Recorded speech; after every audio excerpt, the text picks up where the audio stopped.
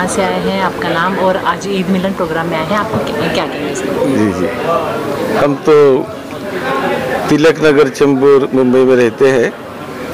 भिक्खु संघ United Buddhist mission की ओर से और ऑल इंडिया भिक्खु संघ की ओर से हम यहाँ पर इस प्रोग्राम में आए हैं। आकर हमें बहुत ही आनंद महसूस हो रहा है। हम हमारे इंडिपेंडेंस भारत की 75वीं एनिवर्सरी हम सेलिब्रेट कर रहे हैं जहाँ वहाँ। तो ये इस समय ईद मिलान का ये जो प्रोग्राम यहाँ पर रखा गया है वो बहुत ही सराहनीय है। हम सब लोग भारतवासी बड़े आनंद से मिलजुल कर एक साथ रहे, प्रेम को मैत्री को बढ़ाए और सब हम अपने समाज के लिए, देश के लिए और अपने संस्कृति को ध्यान रखते हुए अपने देश के विकास के लिए हम सब लोग काम करते रहे।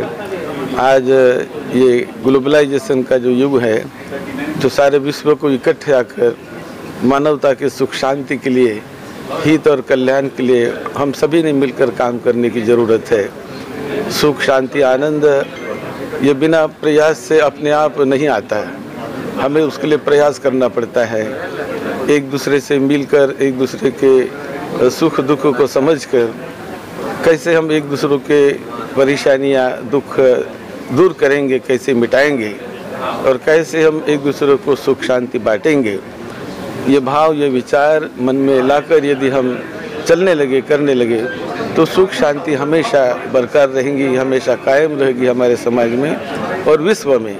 लेकिन हम यदि एक दूसरे के दुख को नहीं जानते हैं, एक दूसरे को नहीं समझते हैं, नहीं पहचानते हैं और केवल भरोसा ही करते रहे कि अपने आप सुख शांति आएगी, अपने आप समाज में आनंद और सुख शांति फैल जाएगी, तो ऐसा अपने आप नहीं होने वाला है।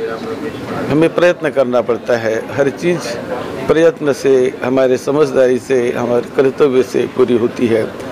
यदि भारत का विकास करना हो तो अपने आप नहीं होने वाला, उसके लिए भी सभी ने मिलकर एक साथ एक विचार से चलकर एक दूसरे को सुख शांति बांटने का प्रयास करके अपने वर्तमान पीढ़ी के लिए भी और भावी पीढ़ी के लिए भी हमें संदेश देना है और यही हमें सिखाता है। आज इस ईद मिलन के प्रोग्राम में आकर हमें बड़ी खुशी हुई कि आपका ये जो प्रयास जो हमेशा रहता है, मैं आते रहता हूँ बार बार, हमेशा मैं सहभागी होते रहता हूँ और really I feel very happy that today also I am here just to celebrate this Eid Milan with all your people. Thank you very much. Sir, पहले आपका नाम और आज ईद मिलन प्रोग्राम में आप आए हैं, क्या कहेंगे इसमें? मेरा नाम महंत सत्यनाम दास उदासीन है। मैं गौरीगांव आश्रम से आया हूँ और ईद मिलान के ऐसे प्रोग्राम्स को हमको अटेंड करना बहुत आवश्यक है, क्योंकि यही हमारे देश की गंगा जमनी तहजीब कहलाती है। और हमारा देश, भारत देश, इसमें आपने देखा ही होगा कि यूनिटी इन डाइवर्सिटी की सबसे बड़ी मिसाल है अनेकता में एकता की। और यहाँ पर तमाम धर्म के लोग अलग अलग भाषाएं बोलते हैं, अलग अलग त्यौहार मनाते हैं, लेकिन फिर भी एकजुट होकर रहते हैं। तो इस तरह के कार्यक्रम को हम हमेशा से अटेंड करते रहे हैं और आगे भी अटेंड करेंगे, क्योंकि इससे क्या है, भाईचारा, एकता, प्रेम, ये सब बढ़ेगा। युवाओं को क्या संदेश देंगे? ऐसे प्रोग्राम काफ़ी कम होते हैं, लोग एक मंच पे जल्दी आते नहीं हैं, उसके बारे में क्या कहेंगे? नहीं, तो इसमें युवाओं का कोई दोष नहीं है, दोषी हम लोग हैं जो युवाओं को लाते नहीं इस तरह के प्रोग्राम्स में। अब मेरे साथ मेरे शिष्यगण आए हुए हैं, तो जिस तरह लोग, अगर ज़्यादा से ज़्यादा युवा लोग आएंगे तो उनको समझ भी आएगा कि हमारी तहजीब क्या है, हमारी संस्कृति क्या है। तो जब तक हम लोग इस बात को समझेंगे नहीं कि हमारी ये तहजीब है, ये संस्कृति है, और आप जानते ही हैं कि तुलसीदास जी ने कहा है कि तुलसी यह जग आई के सबसे मिलिए धाय, ना जाने किस भेष में नारायण मिल जाए। तो यही हमारी तहजीब है, ये हमारी संस्कृति है। तो इस तरह के कार्यक्रम होने चाहिए। अब कार्यक्रम नहीं होंगे और युवा को आप नहीं खींचोगे इस तरफ, युवाओं को समझाना है हमें, तो बहुत अंतर पड़ेगा। Thank you. Really a great privilege on the part of the organizers that such get-togethers are organized, because when we meet, because most of the time conflict occurs because we don't understand each other.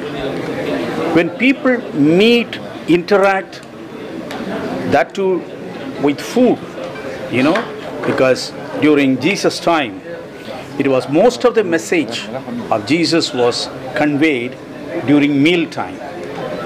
So such fellowship, meal fellowship, is very, very important, and I'm glad that the organizers have organized such a function, and this gives an ample scope for us to understand the other faith, because lack of understanding leads to conflict and misunderstanding leads to hatred.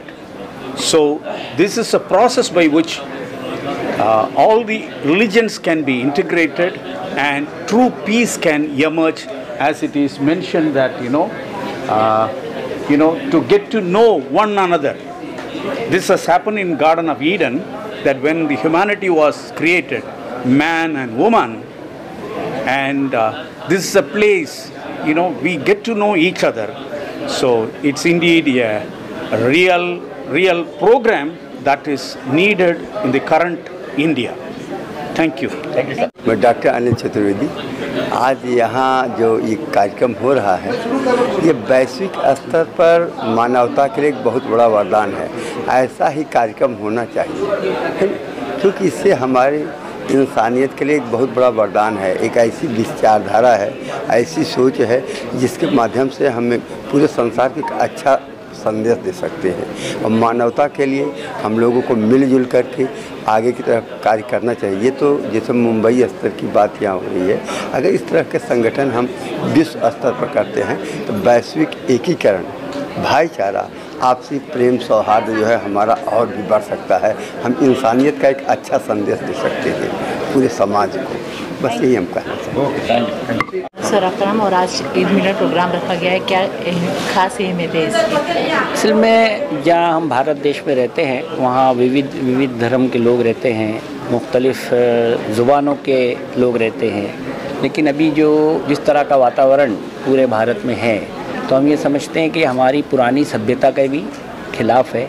हम आपस में एक दूसरे का respect करते हुए मुख्तलिफ़ community का यहाँ रहते आए हैं।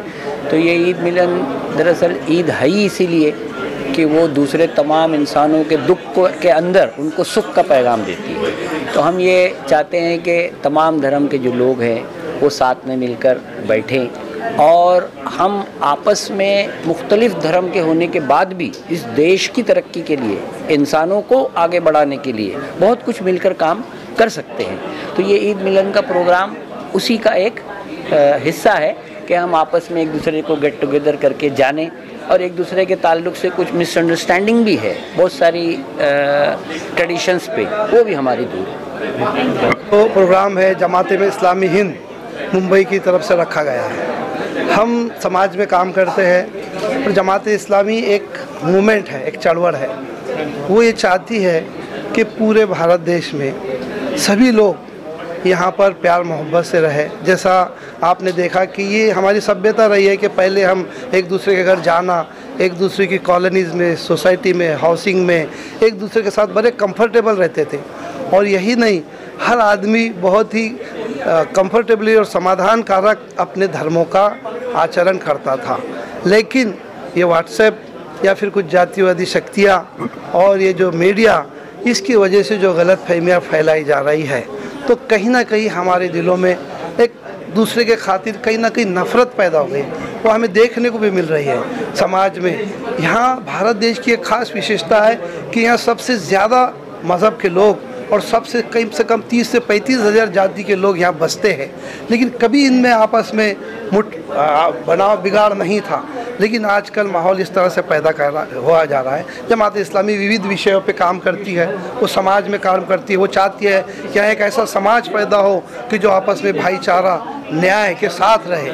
यहाँ पर किसी मानव अधिकार का उल्लंघन ना हो। अगर किसी पे मानव अधिकार का उल्लंघन होता है तो जमात इस्लामी के पास उसका जो लीगल एड है वो काम करता है। यहाँ कोई कमज़ोर है, कोई गरीब है तो जमात इस्लामी उसको मदद करती है।